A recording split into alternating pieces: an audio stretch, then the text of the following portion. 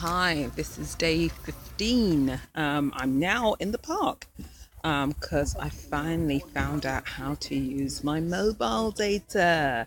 So I'm going to actually come out in the fresh air and work. I've updated, as I said, the things that I wanted to hear, but I want to say that I know I sound like a ranting, raving woman, but I'm really experiencing this. And as a Christian, I feel I need to calm myself down because when you get into these situations, you could easily lose it and tempers can go flying. And I had an email sent into my old email address where I used to look for jobs and applications and things like that by a group called Venn Group. These people have never given me a job. They've never offered me a job. I, I registered with them years ago, and even though I did umpteen applications, they've never ever put me forward for a job. And as you know, I've been running this ministry since September of last year. And before that, I was in a church helping out, doing voluntary work on various ministries and things like that. And the lady, when she sent me this email, I just sent her one back and said, "Well, why are you sending me this email to my old email address?" Because she says, "Oh, I take it you got a new one then." And when she asked that, what immediately sprung to mind is, I wonder if she's just checking because she's using my information in a very derogatory way, which is not technically kosher. In other words, she's taking information off the CV and perhaps giving it to somebody else. This is what I'm thinking, because it was a bit strange. And then she asked for my up-to-date CV, which I did send through because I thought, yeah, would be nice to get some funds in and things. And she saw, and I said to her, "Well, I've been volunteering and things like that for the past few years, and I've set up my own ministry now online." And I was explaining that to her, and her response was, because she said she'd ring me back in an hour. Okay, once she's looked at my CV. The hour went past. Admittedly, my phone was switched off because I was actually trying to sort out the data and everything. But I know she didn't ring me back because my phone didn't say that you had a missed call from so and so. So anyhow, I decided to ring her back, but I did actually send her an email anyway, telling her that I've got an issue with travelling in central London, and that if I went to any interviews, she'd have to pay for the travel to get there and back. And she obviously didn't respond. So I rang her back basically to see what's going on and spoke to several of her colleagues. And she said she was in a meeting, which is a classic decoy that everybody says when they're either trying to avoid you or whatever. Fair enough, I give her that. But her response to me is, "So why have you been at work for this long time?" As if I'm a criminal. And I said, "It's because of people like you." And this was me, it just came straight out and I didn't shut up. And I should have said, "Shut up, Angela, don't say this." I said, "It's because of people like you who don't do their jobs properly. And when somebody registers with you for a job, you don't get them one. So they end up unemployed for a period of time and they can't get back into the job market." Because she did say they want someone who has current experience.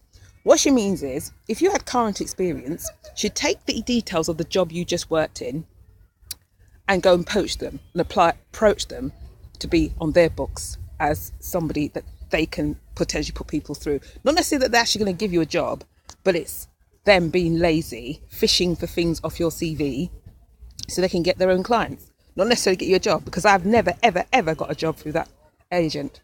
So I know that they're funny. They're kind of funny. So I just let rip, because when I saw that, I just thought instantly no. And I told her, "Do not put my CV on your books, rip it up, take me off your books, because I don't really feel I'm going to get anything through you, and I don't think you are going to work in my best interest." So she said, "Okay." So I left it at that. So hopefully I won't be receiving any more emails from Venn Group. And if they do, it'll be the equivalent of the crazy people who are trying to get me to change my phone line, who are Virgin Media. Again, I got another phone call from them today, and they basically said, "Oh, we've been sending you emails in the post. Oh, sorry, mail in the post. Have you not seen it?" I said, "For the umpteenth time, I've made it clear through 2 phone calls and even, just texting you back saying, no, I'm not interested. So could you just stop calling me?"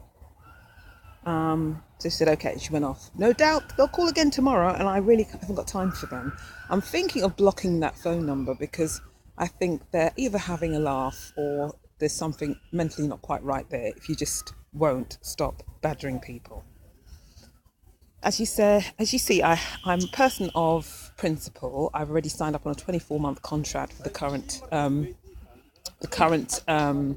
phone company, and I intend to honour that contract. Be it that I'm obviously in financial stuck or whatever, or owing to situations not really due to my own causing, because I have been actively looking for work in terms of getting an income, but it's just the responses I'm getting, and obviously I've been out of work for a while, so it's also building up my training, which is what I've been looking to increase my training and my skills whilst I'm in this predicament. And yes, I run via ministry, and I'm not trying to say to people you should donate to ministry because I'm having problems finding work, because I'm prepared to work for my money. The ministry is entirely free charitable service. I do it from just the fact I want to serve Christ, and I love Christ, and I don't mind doing it, and I'm not trying to pressurize anybody to put any money into the ministry, but please bear in mind the situation I'm in, and I don't mind paying my tithes when they're due, because everything belongs to Jesus, and I give my life to Jesus, and I've made that decision several years ago now, and I'm happy to do it, so I'm not going to moan about it. But what I do get annoyed with is people trying to squeeze money out of me or information out of me, and not really offering me a position or even taking my career seriously. Yes, I serve the Lord. I serve the Lord in all ways, but mainly it's through the ministry where I can actually do it at no cost. I don't really charge people for it, although if things become, whereas like for instance on the net, because the ministry is basically run online and it's an online service, there's certain features I'd like to add on, but obviously it might cost money to do that, and things like that might require a charge in terms of, but minimal for you donating, so that the ministry can actually further advance itself. But apart from that, I wouldn't really charge for anything. And also the newsletters are currently free, as I did actually point out to everybody. But the people who run the newsletter say when it gets up to a certain amount, they do charge me. So in light of that, that's when the newsletters will no longer be free. So I sign up now whilst you can, for free for the newsletter. But as it goes on, and the numbers grow, when the numbers grow for the ministry, you might find that when it gets a certain level, you might be charged, but it won't be a lot of money. But just for signing up for the newsletter, and that's basically the cost of them sending the newsletters out to various people. So that's the status quo. So now I'm actually going to continue now with my 21-day fast, although I'm not eating on my fast, because I'm now broken the fast, and I've actually got some crisps and donuts actually for today, and some water. So that's currently where I'm at, but I'm just out and open because I need some air. I was up last night, and isn't it fantastic news? Brady has been found. I'm really pleased for you, Prophet. I really am pleased for you. And Brady's a lovely dog by lots of things. I remember though, as a child, I was always terrified of dogs, especially Alsatians, and I believe that your dog looks like an Alsatian, they call it in England. And they usually look like very terrifying dogs to me. I usually like the little dogs that are fluffy and with no teeth in their mouth, or things like that. That's the type of dogs I love, because they're just innocent, they're so lovely. But Brady's an exception. I think you have given that dog a personality, and he's grown in my heart in a sense of I love him too. So yeah, you have, and I'm so glad you found him, and I hope he's settling nicely back home. I don't know why he ran off, but obviously something wasn't quite right, and I just hope things are much calmer for him, and I hope he has a lovely time with you, and you take him on holiday, give him lots of refreshments, and as I said in my tweet to you, do keep him healthy and keep him well exercised, because there's one thing in thinking your dog is underweight, but it's worse if it's overweight, because that is really dangerous and it's not very comfortable for a dog. And if you think of a dog, it can't really speak to you, can it, to tell you when it's not Yeah, but if it is that, you're still like. excuse me, somebody's just went past.